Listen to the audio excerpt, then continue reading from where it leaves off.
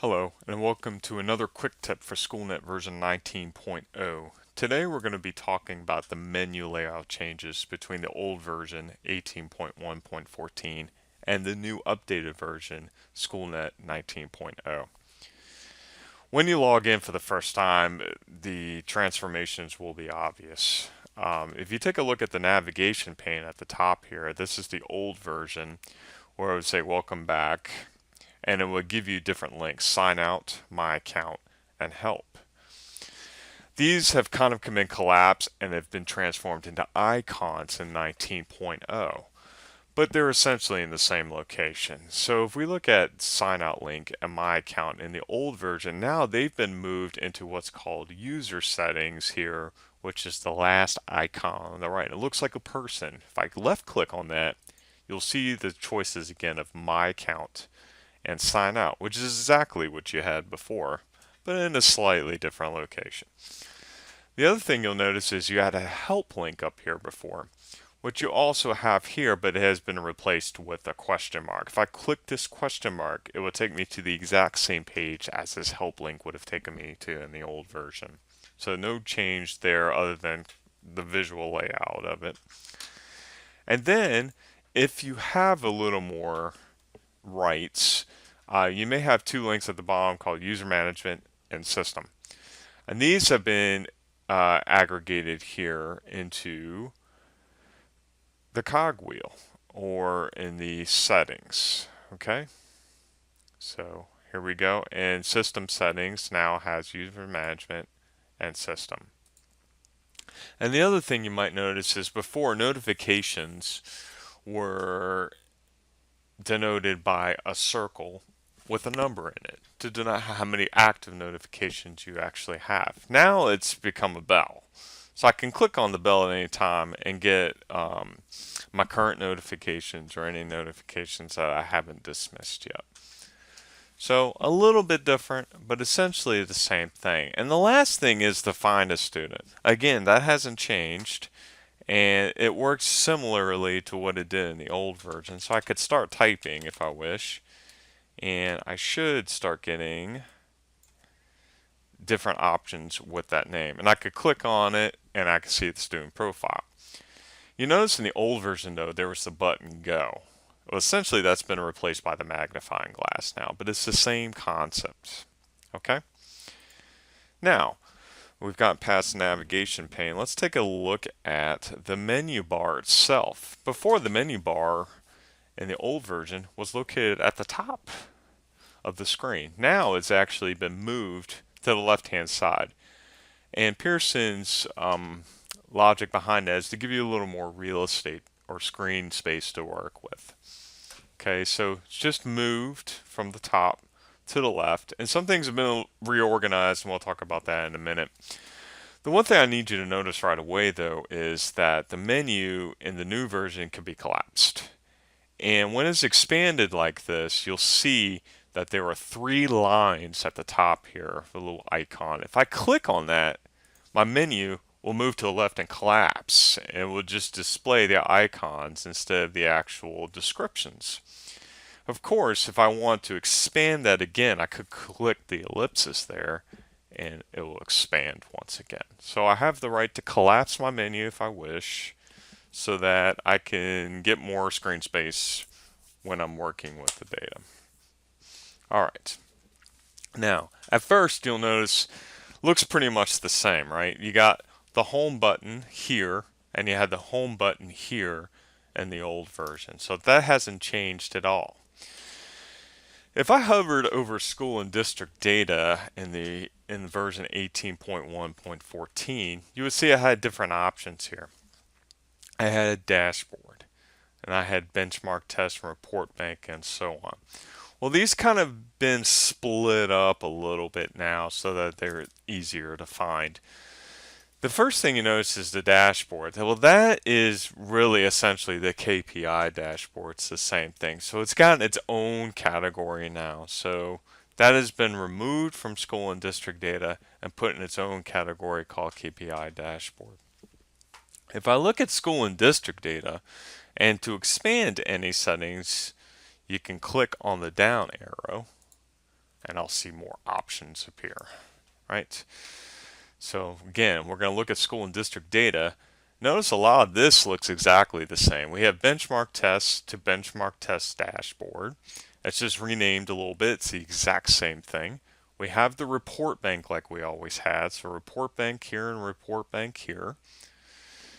And the report builder pre-formatted reports and custom reports have actually been moved to the create reports category here. And anytime you see a down arrow, that means it could be expanded further. So the create reports now contains pre-formatted report, custom report, and course section list, which is what used to be contained in the old version here. So it's moved.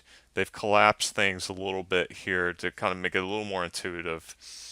But my saved reports here is still saved reports here. And the last thing you'll notice, and let me pull this back up so you can see, is you have advanced reports and published advanced reports. We really don't use those, to be honest. Many of you probably don't even have rights to those, but they are in the same location should that ever come up. Okay, so school and district data pretty much is the same, with a little bit of movement of some of the categories and some collapsing going on, but nothing too much has changed. Classrooms, you'll notice the big change. So let me go ahead and I'm going to compact that, and I'm going to expand Classroom now. So let's take a look at that. Classroom actually has gotten smaller than what it used to be. So really it's in the same order. And actually let's take a look at the comparison here. But it's just gotten smaller. So I still have the student performance, and I still have standards performance in the exact same order from top to bottom, left to right. Okay, so student and standard performance, and likewise here, student standard performance, and then student groups also matches up. As with student workspaces, if I scroll down, you'll be able to see that a little bit. Student workspaces, okay. And then you have lesson planner, and then you notice classroom in the new version stops. That's it, okay. This curriculum and instructional materials information have been moved to their own categories now. So classroom has been shortened. That's really the only change that's happened in the new version. So let me go ahead and collapse that. And notice classrooms, we had instructional materials also thrown in here. Now it gets its own category. So if I expand instructional materials, I could find materials, I can look at my materials, or I could create new materials, which is essentially what you had before, except you had to drill down into instructional materials here to get to those things. Now you can just click on the item itself and get to that section. Okay?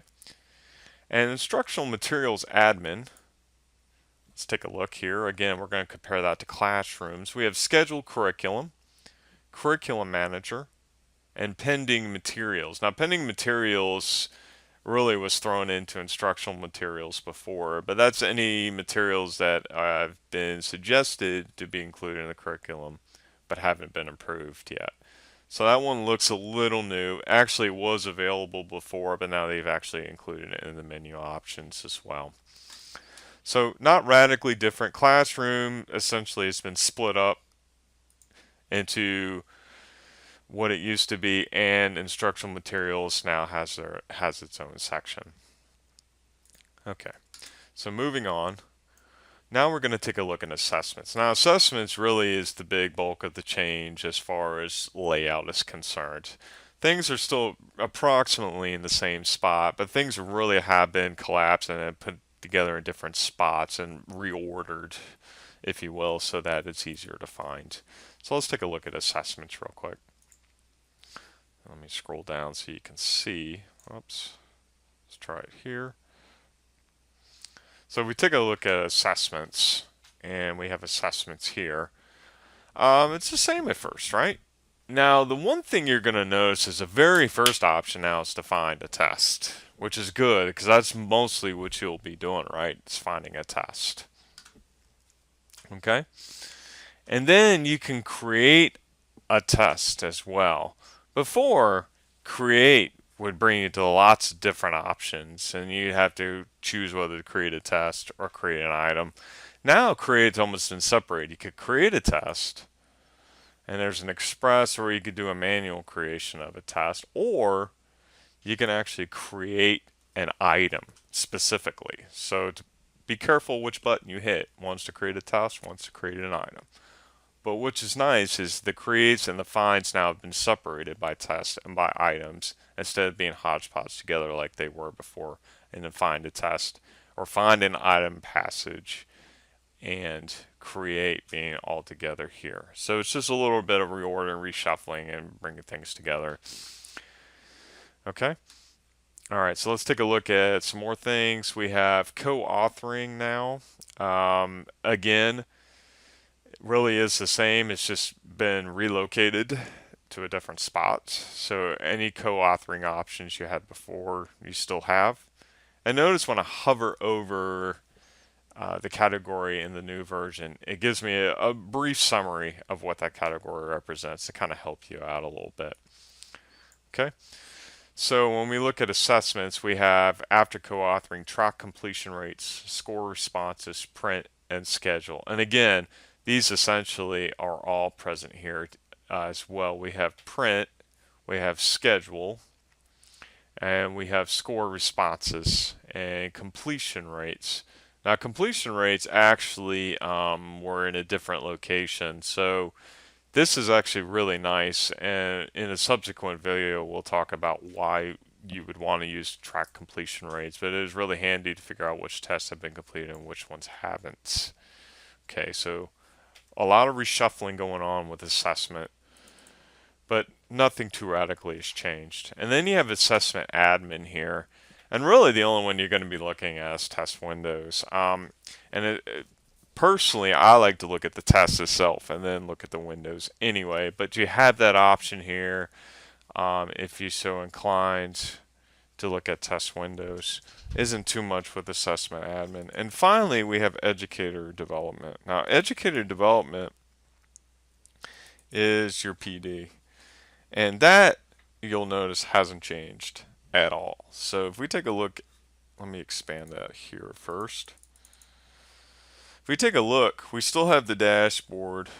Now PD profiles has been sandwiched, has been collapsed a little bit. So what PD profiles now is going to contain my profile, search individual profiles, school profile, and district profile. But if you look, that's exactly what we had before.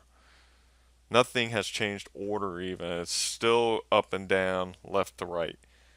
Okay, so PD profiles has just been collapsed. Nothing has changed at all. Tools and reports is also the same. If you look before and now, it's still under the category tools and reports, and we still have growth planning, district observations. A lot of the stuff, honestly, we don't even use. Okay, and then we could still do our PD search and still do any admin and setup in case you need to do any setup for PD. So this is the big difference between 19.0 and the old version of 18.1.14. There are other changes as well, but the big change here is the interface. So if you can see the relationship between the old interface and the new interface, then you'll be halfway there to being comfortable with 19.0.